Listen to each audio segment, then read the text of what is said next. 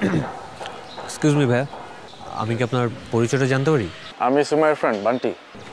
কিন্তু সুমাইয়ের যে স্টাডি লাইফে বান্টি নামে কোনো ফ্রেন্ড ছিল এটা তো আমি কোনো সময় শুনিনি। আরে কি আজব, ফ্রেন্ডশিপ কি শুধু স্টাডি লাইফে হয়? এর বাইরে কি ফ্রেন্ডশিপ হতে পারে না? তা অবশ্যই হতে পারে, কিন্তু একটা বিবাহিত মেয়ের তার স্কুল কলেজ ভার্সিটি ছাড়া একটা ছেলে ফ্রেন্ড হয় কীভাবে?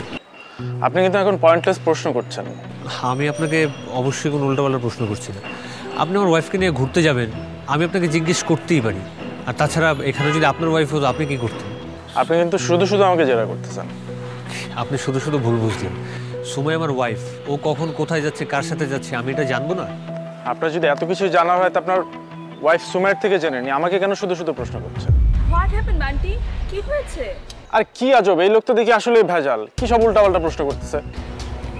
তুমি আমার সাথে বাসায় যা না তাই ব্যবহার করো, আমি তোমাকে কখনো কিচ্ছু বলি না, কিন্তু রাস্তায় তুমি আমার বন্ধুকে অপমান করবে, আমি তো সেটা মেনে নেব না। কি সব পাগলের মতো বলতেছো? ভাই আমি কি আপনাকে খারাপ কিছু বলছি? আরে ভাই খারাপ কিছু বলেন নাই মানে? আপনার বাসার নিচে দাঁড়ায় আছি, আপনার ওয়াইফের সাথে কোথায় যাচ্ছি, এগুলো কি মানে খুব ভালো প্রশ্ন নাকি? সুমাইয়া আমি এখানে থাকবো না, আমি চলে যাচ্ছি।